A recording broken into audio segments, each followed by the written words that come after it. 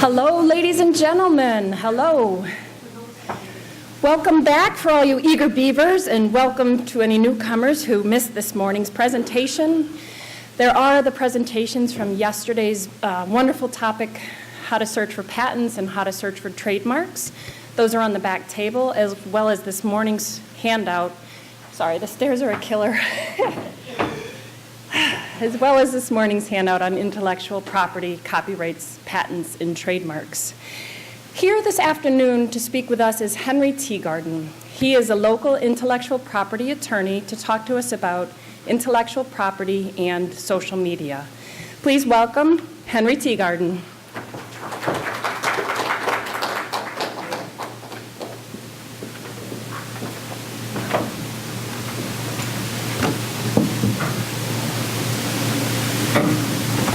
Good afternoon, everyone.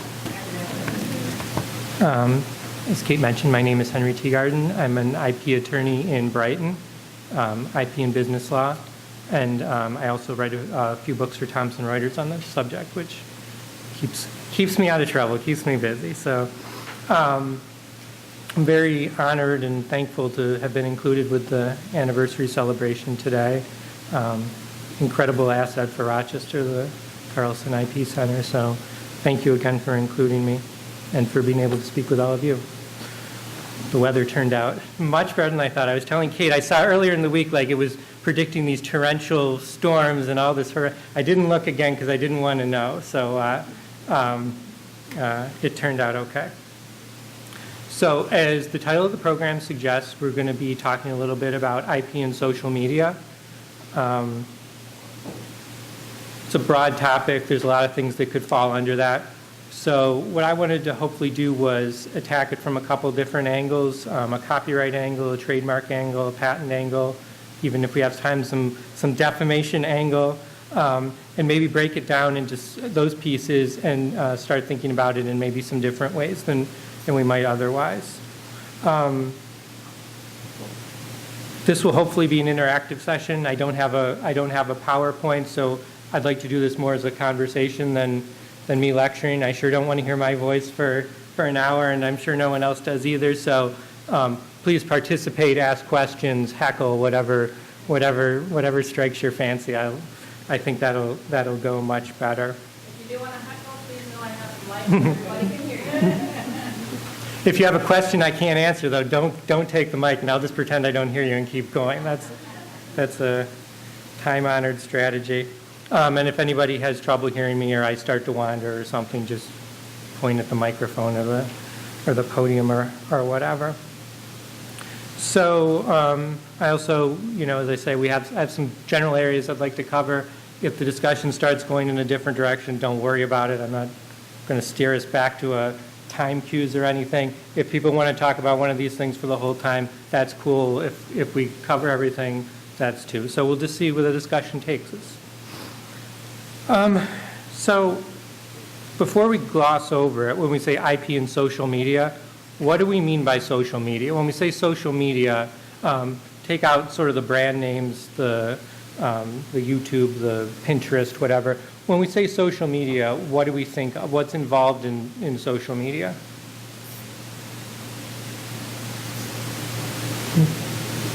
People-to-people communications.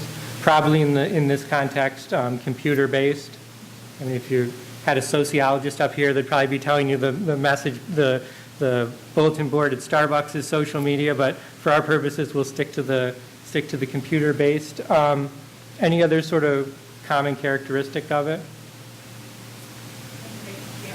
Yeah, absolutely. Like user-provided content, information sharing, uploaded content, however we want to look at it. But absolutely. So I think probably all of us use some form of social media. Is that the case? Does anyone not use social media under that definition at all? I'll tell you my use is probably fairly limited for these days. I don't have Facebook. My wife has Facebook. My wife has Facebook enough that I look at Facebook and know I don't want to have Facebook. So I don't have Facebook. I have LinkedIn because someone a long time ago told me I should have LinkedIn, but I'm not really sure what to do with it. Probably our biggest, in our house, our biggest use of social media is pulling up clips of Baby Shark on YouTube. If you have small kids, you know Baby Shark. If you don't want to know Baby Shark. The song will haunt you till the end of days. But the kids like it, so. So as I said, I want to talk about some specific topics, but before we do that, let's, just to get the conversation sort of rolling, let's talk about something that I get asked all the time, sort of a broad topic. I post something on social media. I post something on Facebook. I post a picture on Facebook. I post a picture on Instagram. I put a little clever writing on Twitter. Who owns that? Just from, not even from a legal perspective, just from your own knowledge of using those things, who owns that at that point? Okay, so we heard the person who created it and the service. Anybody have any other thoughts? Has anyone ever actually read their terms of service about who owns your photos after you upload them? So it's an interesting mix of both those things. So they're all very clear, you continue to own the copyright. But like Instagram says, when you use their service, you grant them a non-exclusive, royalty-free, worldwide transferable license, right? Worldwide. So what does that mean? It means you still own the copyright, but they can do pretty much given them a blank check to do what they will with it. But you still own the copyright. So is that problematic to anyone that you would give up that license? What could conceivably go wrong with that?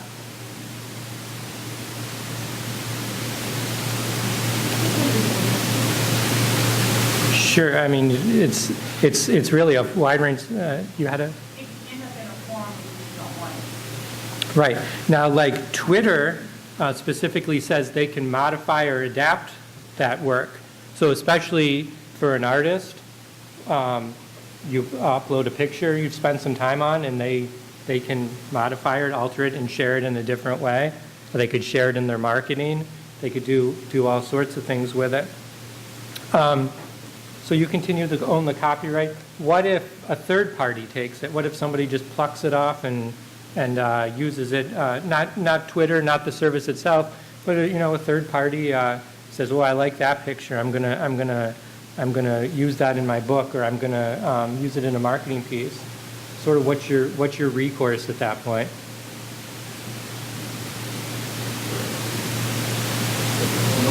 Once you put it out there, you share it with the world.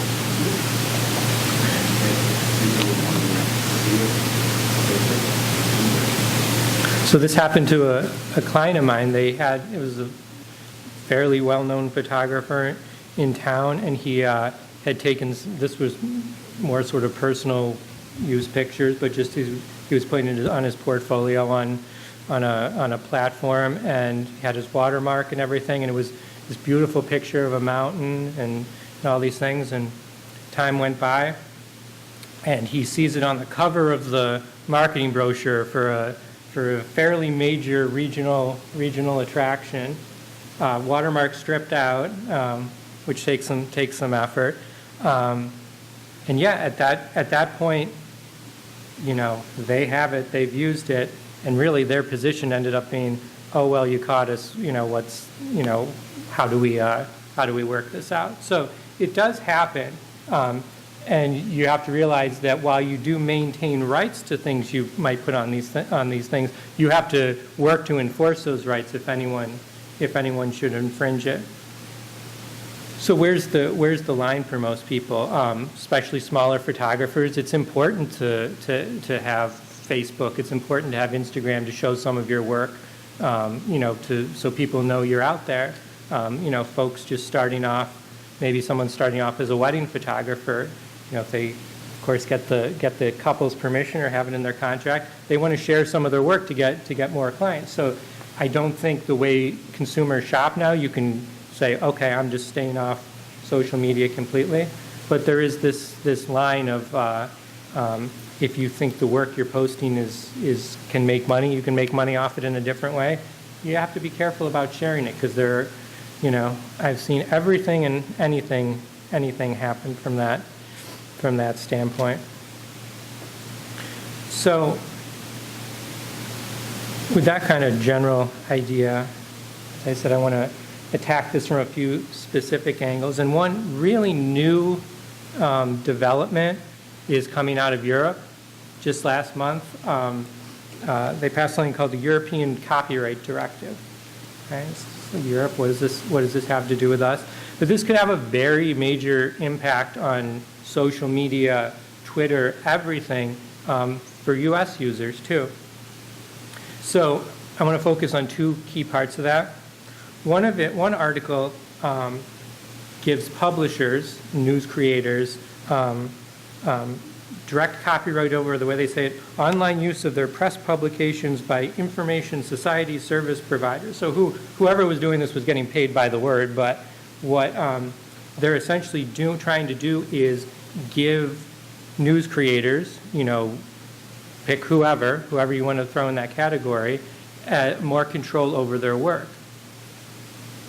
Where this really plays out is links.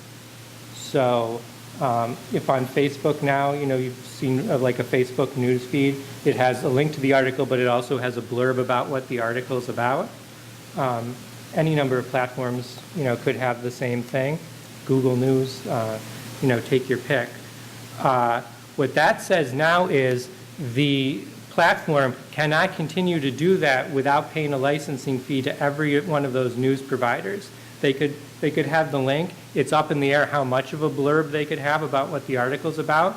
But what they're trying to address is say, hey, these people went out, wrote this story, and people are just reading the blurb and not clicking over to the link, especially if it's something behind a paywall or that somebody might otherwise have to subscribe to. So what they're trying to do is capture that revenue for content providers. So really, if this is passed in Europe, each country in Europe would have to come up with their own individual country law, but it would require, say, Facebook to come to a licensing agreement with every single news provider they wanted to have a link and a blurb to, which is fairly major. Fairly major in terms of how people consume news now. Not clear how much content you could have without triggering this. Could you have, a couple words, a paragraph? That's not really spelled out. And there's really so for like entertainment things, you might have heard of ASCAP that, conglomerates, rights for a number of entertainment properties. You can license with one place, and it's kind of a clearinghouse. There's not really anything like that for news media. So you would literally have to go one to the next, or they would have to develop a clearinghouse over time. So that's great, right? The people who create the content are going to get paid for it. What do people see as downsides?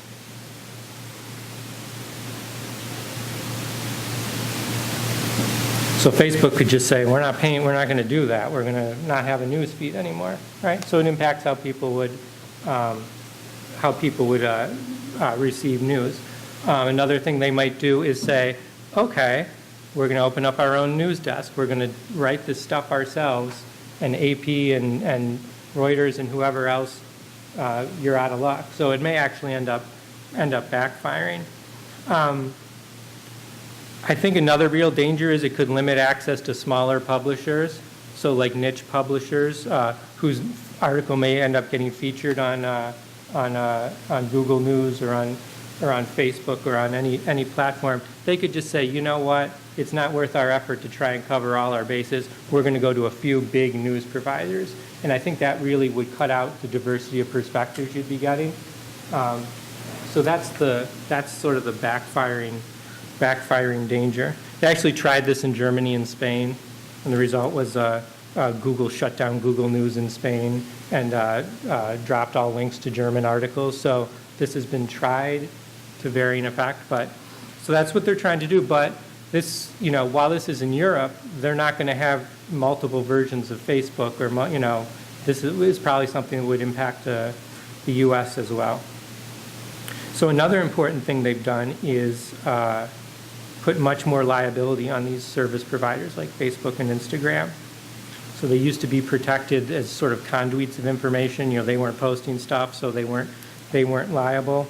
So that they didn't have control over what users were posting. Now, under this, they have to take effective, proportionate measures and take best efforts to keep users from uploading copyrighted content. Wow. So now under this would be liable for anything you're uploading. You go home today and upload an infringing video clip, Facebook would be liable for that under this. So there's some protections for smaller companies and startups. So this is aimed at the big guys. This is aimed at YouTube. So how would you go about doing that? How would a company like this possibly keep anything from getting uploaded that there's a copyright issue with?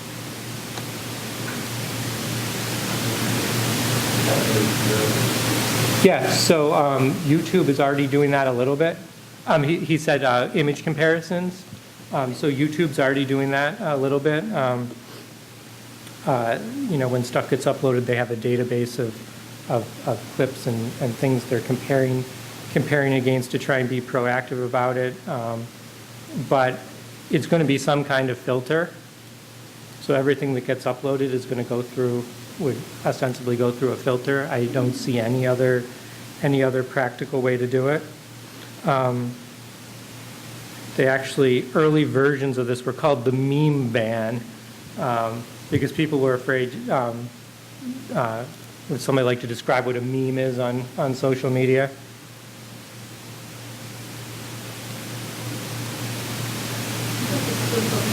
Putting off of the clip that someone else has done and it's just like a clip of. That's how I would explain it too. It's the kids love their memes. But it's like there's usually an underlying copyrighted image with some text on it, sort of playing off the image itself. So as I say, most of those have underlying copyrighted images in them.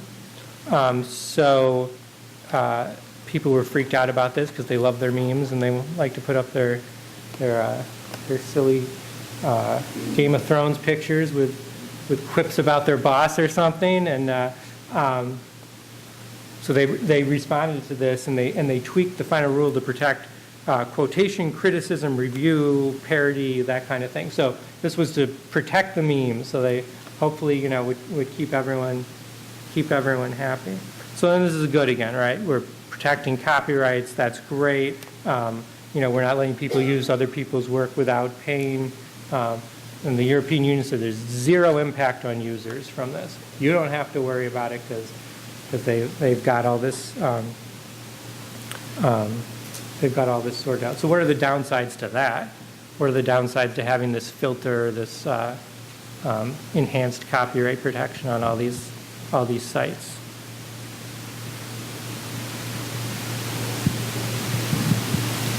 So pretty much sorry, go ahead. Well, for musicians, for instance, if they put their song out in some type of social media, now anybody can just share it without having to buy a physical copy of their record. Yeah, and I think that's what this is targeted at. I think the gray area people worry about is you post a video of your child doing a dance with a copyrighted music in the background. Is that going to trigger the filter? Will that get picked off? Same thing. They protected memes, but if there's a filter, there's all these possibilities of false positive. It's seen that picture. Unless there's some human intervention to decide, is this good, is this not good, there's a lot of possibility of censorship there, I think. So just something to think about. Another thing to think about is only certain companies are going to have the resources to make the filters. So is this going to put a few companies really in control of this as other companies have to outsource the work to them. Okay, so let's leave Europe for a minute, unless anybody had any questions about those items. Yes? I was going to say, I feel I'm the common person here, so I'm not into all the technology, but my sense of social media, I mean, when you let these things go, they just go, and I know you're talking about filters, but there's no control, and I guess I'm coming today thinking about Nancy Pelosi's picture, acting as if she's drunk, going out to millions of people on the social media, and YouTube dropped it, but Twitter and Facebook haven't dropped it yet. So for me, it's just a huge question about controls and ethics and who sets the limits, whether it's a filter or whatever. And Is that making sense? it makes absolute sense, and I think it gets very well to the heart of the problem, is the phrase that kept coming up in Europe, interestingly enough, and not being in the U.S., but it's the Wild West, and they're trying to bring some order to it. I think the concerns are, how do you do that? There are good parts about it being the Wild West and bad parts. You're talking about some of the bad parts. There are people who will go on the far end of let everything go. It should be a completely free and open marketplace. And I think what everyone is struggling is where to hit that sweet spot. How do you protect a musician or an artist from their stuff being used without their permission, without preventing people from creating a new work based on it, or putting innocuous pictures of their kids up. And it's really hard, but you're getting right to the crux of the problem. How do you strike that balance without going too far one way or the other? And I think it's also truth. What's truth anymore when stuff can be changed so easily and switched around? It just seems to me it's a huge ethics question. But is there anybody writing on this or teaching on this? Or There is, and so the related problem you're talking about, which I mentioned we might talk about a little bit, is defamation on Twitter, because if something gets uploaded that's untrue, it might have been something 20 years ago that you would have told to a friend, and they might have told to a few more people, but now it gets thrown up on Twitter. I saw you, hitting cars with a crowbar outside the program earlier today, and a news station picks it up and amplifies that, and then the national news picks it up and amplifies it, and in 3 steps, everyone in the world has now been a party to this. So yeah, that's a huge problem. The question is, how much is Twitter and Facebook going to be held responsible for individual users? So if I put up something false about you going out and vandalizing cars tonight, clearly there's still liability on me, right? The question is twofold. Does Twitter have any liability for that? And also, say you retweet that and say, oh boy, I knew this is what she was doing in her off time. Is that a republication of the defamation? And is every person retweeting it also then liable for defamation? Under sort of traditional law, every republication is a separate act of defamation. What is retweeting? What is posting it on your Facebook page?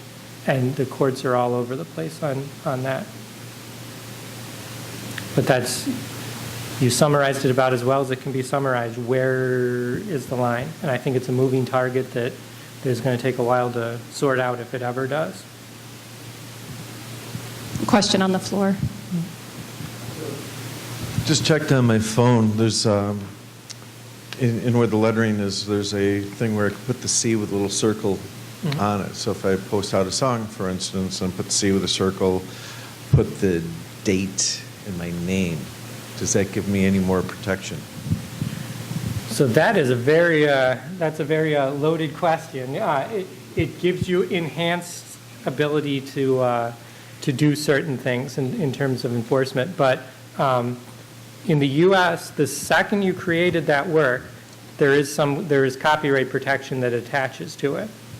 Okay, so if you're if right now you're sitting there scribbling a thing and saying, oh my goodness, this is the most boring thing I've ever been to. I'm writing a story about it right now. You know, theoretically, as you're writing that, copyright is attaching to it. So by giving notice, that's what you would call it as notice, is putting the copyright on it. That gives you the ability to sort of pursue additional infringement measures and get and do things in court. So that adds a layer to it. Registering with the Copyright Office is certainly another big piece of that puzzle. We've just had a bunch of cases showing how important registration is to a winning in federal court on trademark. So there's layers of things you can do, but do be aware that everything, if you go take a picture of the garden this afternoon, that is, you own the copyright on that picture. It might be a thin copyright, might be a really good copyright, but you own a copyright in the U.S. the second you do that. So yes, that does. It's a good thing to do. There's no harm in doing it, but there's certainly levels of protection. So let's for just a minute stay on this idea of posting pictures and posting memes. So we all agree that you do a picture of a Game of Thrones, post a Game of Thrones picture. I keep saying that. My wife really likes Game of Thrones. Never seen it myself, so it's very awkward conversations when she's very upset about what, you know, who was killed or who did what to who, and I'm like, I guess, but so that's why I have Game of Thrones on the brain. But so we all agree that if there's a still photo or a publicity photo and someone posts that, there's a copyright on that, certainly to somebody. So why is this all even a question? Why would you be able to post that as a meme in any way? So it sort of gets us to the idea in the U.S. of fair use of copyrighted works. I mean, you've probably heard that. You've probably seen that all over YouTube. One of my favorite things is the 12-year-old wants to put their favorite music clip up, and they put a note right underneath it. This is fair use. Don't sue me. And it doesn't work that way. So fair use is sort of, I like to think of it as pleading self-defense in a murder case. You're saying, well, I did shoot him, but here's why I was justified in doing so. So in the U.S., looks at how is the purpose and the character of the use. Is it commercial? Is it parody? Is it a comment? What's the purpose of it? What's the work it's being taken from? Is it a highly creative thing, or is it a news item? Is it published? Is it unpublished? How much is used? You can even get into, it might be one small part of a movie, but it might be the iconic thing. It might be, Al Pacino at the end of Scarface. It might be that one little clip is sort of the heart of the movie. It's sort of the iconic thing that everyone thinks of. So those things can all come into play. And that also is, are you going to take away this person's market to sell things? So that's super complicated with memes. But really what people are relying on is that first part, that that there's some kind of comment, or there's some kind of parody, or some kind of satire at the heart of it. It's also important whether you're using it as a personal or business use. If you're putting a silly little meme on your personal Facebook page, really there's not much anyone's going to want to or can do about it. If you're putting it on a corporate page and it's a little grayer area, then maybe it's worth seeing if there are damages there.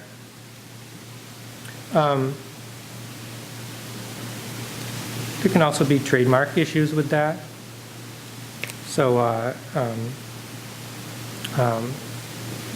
if the meme contains a picture of like the Golden Arches, and there's depending on the context it's used, there could be a copyright issue. There could be a trademark issue.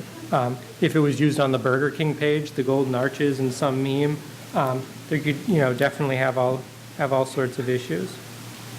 Could even be a publicity issue if it's a famous person in the picture. So if it was, Tom Hanks in the meme, and it was used in a way that looked like he was endorsing the product.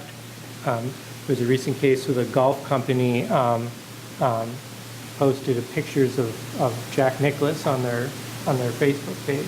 And it sort of looked like Jack Nicklaus might be, using their clubs. Fortunately for them, Jack Nicklaus's name is trademarked. His image is certainly, a right of publicity issue, and they got shut down completely and wrote Jack a nice big $150,000 check to make things go away. So there's all of that mixed up in the copyright. One more trademark thing I want to talk about is hashtags. So how are hashtags used on social media?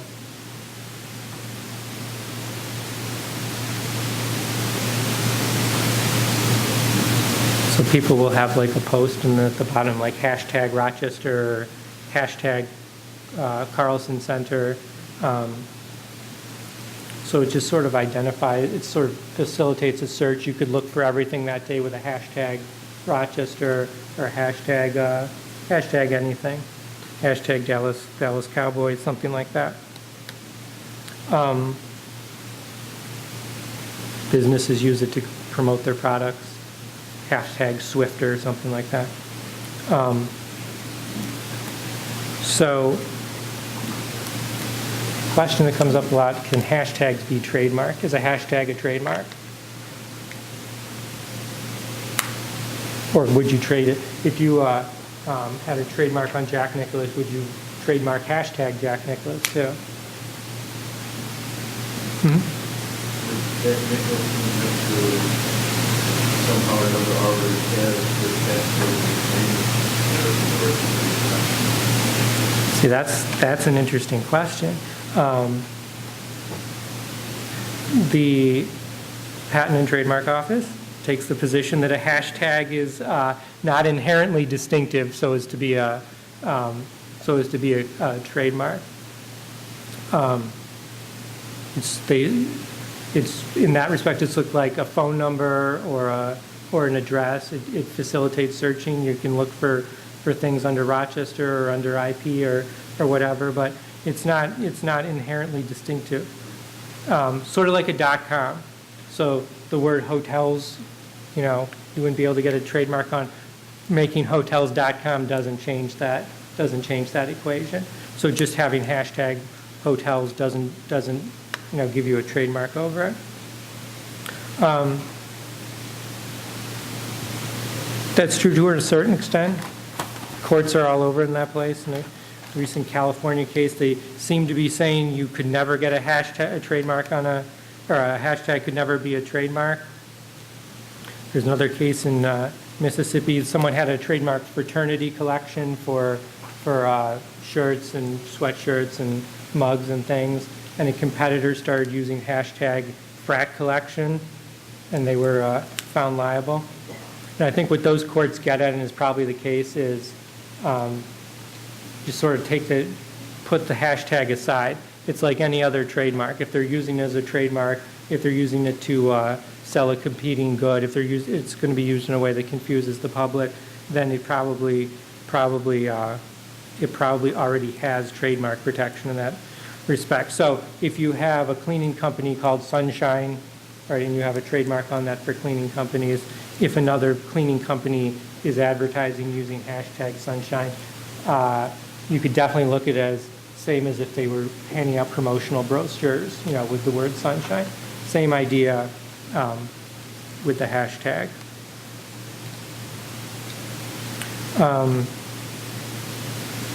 Same idea for Twitter handles too, like @ so-and-so. If you tried to have a Twitter handle that said at Merrill Lynch or pick your company name, that could be an issue. All right, so I want to switch gears to patents for a little bit. So what could Facebook possibly have to do with patents, right? Doesn't seem to be doesn't seem to have any relevance. So a lot of you folks who are inventors or do patents know a few years back the U.S. switched from being a first-to-file system to what people call a from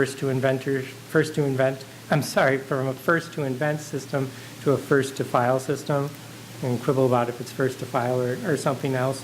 But it used to be the case if you could show that you invented something before the person who had filed before you, you could kind of get behind them in time and still get the patent. That's really not the case anymore. And as far as Facebook and social media goes, there's another wrinkle. Depending upon when you disclose an invention, you can actually keep yourself, prevent yourself from getting a patent. That can be used against your filing to show that it's not novel, that it's not new. There is a 1-year grace period. So if there's a number of things you can do to trigger this. You can put it on sale. You can offer it for sale. You can do a number of things. You can, you're disclosing the invention. We'll generally call it. You have sort of a 1-year grace period after that time. If you did it yourself, if the inventor did it, or someone who derived it from the inventor did it, you have a 1-year grace period where you can file that invention, file for protection of that invention, and that won't be used against you. But after that year, as strange as it seems, if you disclose this yourself on your own Facebook page, that could come back to haunt you as far as getting patent protection. So where's the problem with this? If you're an inventor collaborating with people on a social media platform, and you're saying, hey, look, I just thought this through, and I'm going to make this tweak to it, to what we were talking about before, and that's going to solve this problem. Or you could post a picture disclosing too much on Facebook. Or the thing you see a lot is a marketing team getting way ahead of everyone, saying, here's what's coming.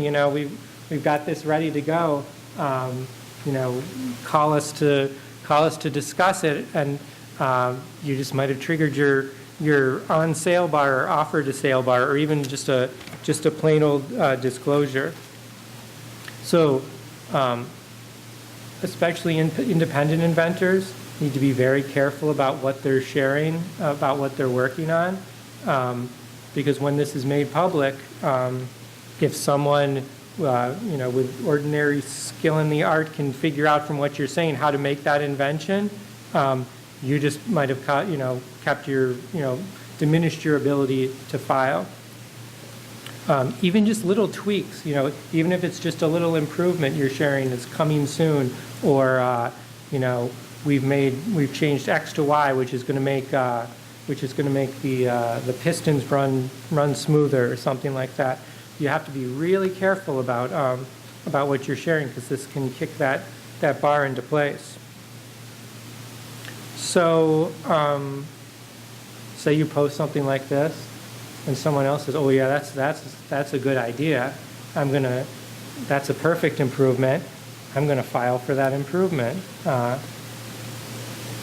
gets tricky because we said if this 1-year grace period also applies to people who derived it from the inventor. It's not always easy to show that they didn't come up with this independently. You can have Facebook histories, or you can track who looked at what you were showing. What's the other practical problem if someone else, decides they're going to file for your invention? It costs a lot of money to contest it, for independent. So I was talking about my client with the picture, that they snatched and used in their marketing material. Think about if somebody did that with your invention. Now the problem's times 10, because it's probably a more, valuable thing for you. And it's going to cost you end up having something called a derivation proceeding. You're into 5 figures before anything happens. So there's just the practical problem if you've shared too much, and a corporation comes along and you think they've taken it. It's going to cost you a lot of money to ever contest that if you can. So for inventors, you just have to be very careful about what you're sharing and realize that under this new regime, you can trigger stuff without thinking about it. It's even worse in some foreign countries. So we talked about this one-year grace period. A lot of non-U.S. countries don't even have that. If you disclose your invention, you've already barred yourself, on novelty grounds for applying. So if this is something, you thought about, maybe I can monetize in Belgium and France and everywhere else, you've set yourself up for a big problem. As I said, the best you can do is maybe still keep this third party from getting a patent. So just for a second, let's talk about the point that was raised about defamation on social media. People are saying terrible things about each other all day, every day on social media, as far as I can tell. So what's the recourse for that? Well, so the platforms themselves, YouTube, you make some ranty, nasty YouTube video, are generally protected in the U.S. by something called the Communications Decency Act. Like what we were talking about before, they're protected as merely the service providers, that they're not, making editorial choices or anything like that. Person who posts it definitely has some liability. But let's return to that point. What about the media member who amplifies it? And so we had recently there was a picture taken at a immigration protest and counter protest, and there was a woman. In the still picture, she looks really enraged, and there's a young boy from Mexico there, and it looks like she's really. And then the person who posted also said that she was saying these terribly racist things too. Unfortunately, they talked to the boy, and he said, "Oh no, it was completely civil. She didn't say anything bad. We hugged at the end, and everything was fine." A member of the media picked up on this and tweeted it out to hundreds of thousands of people.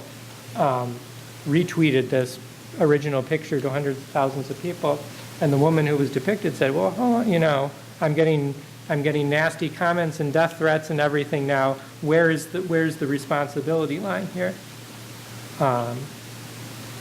They've sort of settled out that portion of it. But it's an interesting question. What do people think about that? If a media member, if somebody in the public posts something and with sort of a deceptive angle to it, or something that's put somebody in a very unfavorable light. I'm sure this woman didn't have a pleasant time going into work on Monday with all her coworkers having seen this and thinking things about her. Not even from a legal standpoint, where should the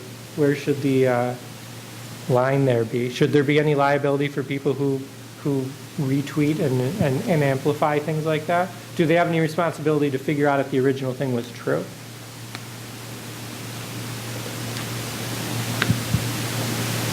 Hold on one second, coming to you. I was just thinking out loud, I'll tell you my opinion.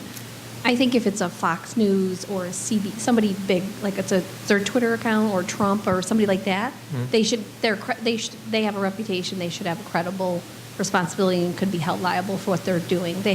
I think they have a right to have to investigate and prove that that's a legitimate post. If it's me or Sally Joe or whatever, John Doe, just randomly taking something and moving it along, I don't think we have any responsibility to investigate it.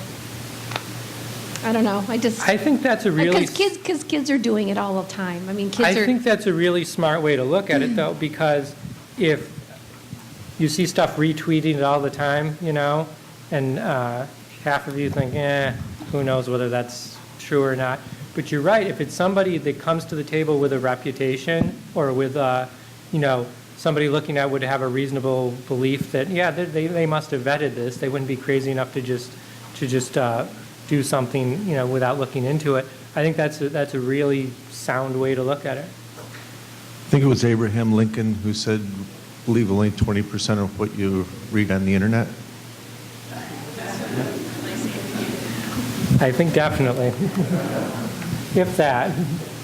He would, you sometimes wonder what would all those guys, what would their take on, if you showed George Washington Twitter, what he'd think, or would he just run for the hills?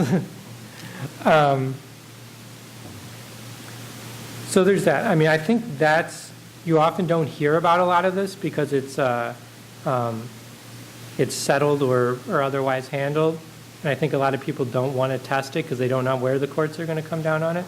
But it's, it's something that's going to be more prevalent as we move along. So what's sort of the common thread in all this? Especially for companies, it's amazing the number of companies that still have no social media policy, like internal social media policy. You hire someone who just graduated from college and they really, really like Facebook, and you say, okay, you're our new Facebook marketing manager, without any written policy, which would, seems crazy, but it happens all the time. And I think a lot of it is, it's people working, for somebody with my level of social media knowledge, are just like, I don't know anything about this. I don't even know how to make the little smiley faces, so they just turn it over to someone without thinking it through. But they really do need, as any other HR thing, detailed policies on this. It should be heavily restricted who has access to the accounts. I mean, you shouldn't be able to have everyone knows the password and can jump right on.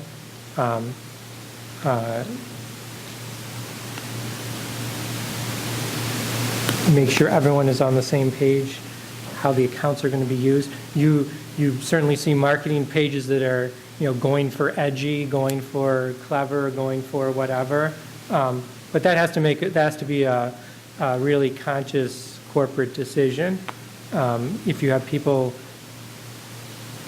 and the danger line I see is, especially for younger folks, is they don't draw the line between what they do on their personal social media and what they do in a more corporate environment, which is super dangerous.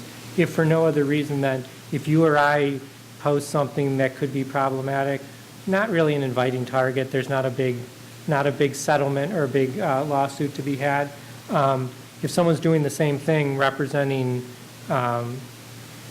Kodak, representing the U of R, now all of a sudden someone who before might have said whatever is like, okay, there's some deep pockets here, and that's the reality of how these things work. Sometimes it's based on is there a target here, and so you don't want to, as a corporation, you never want to make yourself a target, but you do want to have a grasp on what are people doing with our account. Who can even get on it. You'll see it come up. Well, I don't know why they posted it. I didn't even know they had the password. And that doesn't get you very far unless you did have a policy in place. And again, marketing and everyone else has to be talking. Like we were talking about with the inventions, you don't put stuff out there too early. Maybe you do. Maybe it's time to get it out there and stake your claim on it and get people excited. But maybe it's not. So you have to understand the ramifications of what you're doing. What is the trickle-down effect? Yeah, that was a really clever thing you posted. I just got a nasty letter about it from the person's hashtag or the company's hashtag you used at the bottom of it. So that's an education issue. It's like any other HR issue, but there is that potential liability if you post a story about Kim Kardashian and turns out it wasn't true and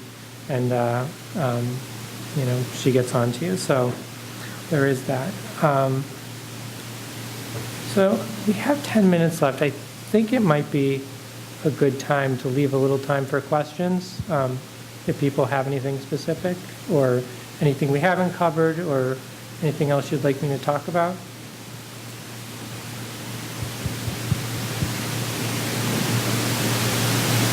Yes.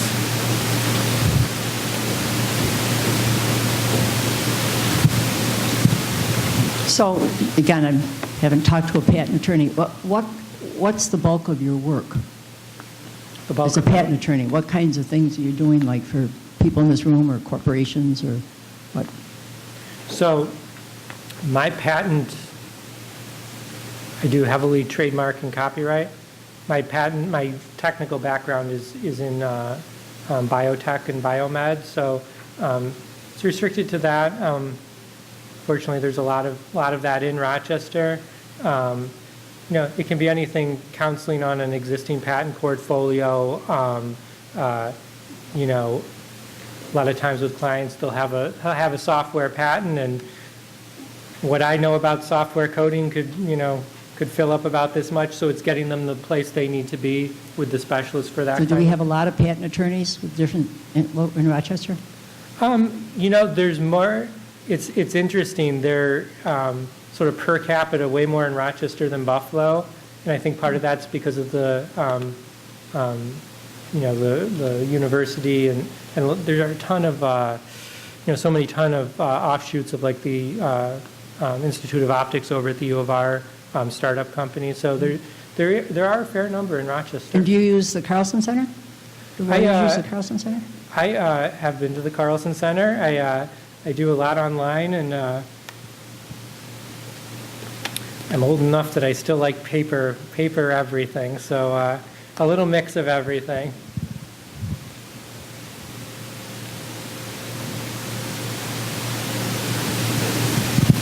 Are there any other questions, comments? Yep, one moment. As an inventor of a music teaching device, my kids kept on telling me, get on Facebook, get on Facebook. So I finally did, and sure enough, it has been so helpful. Also, when you're talking about you got a year from the time you publicly disclose until the time you get your patent, it was the fastest 365 days of my life. So yeah, be prepared before you publicly disclose your... It is interesting how you can hear the clock ticking at that point, isn't it?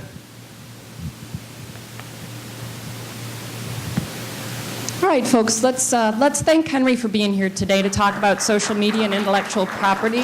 Thank you very much. Thank you.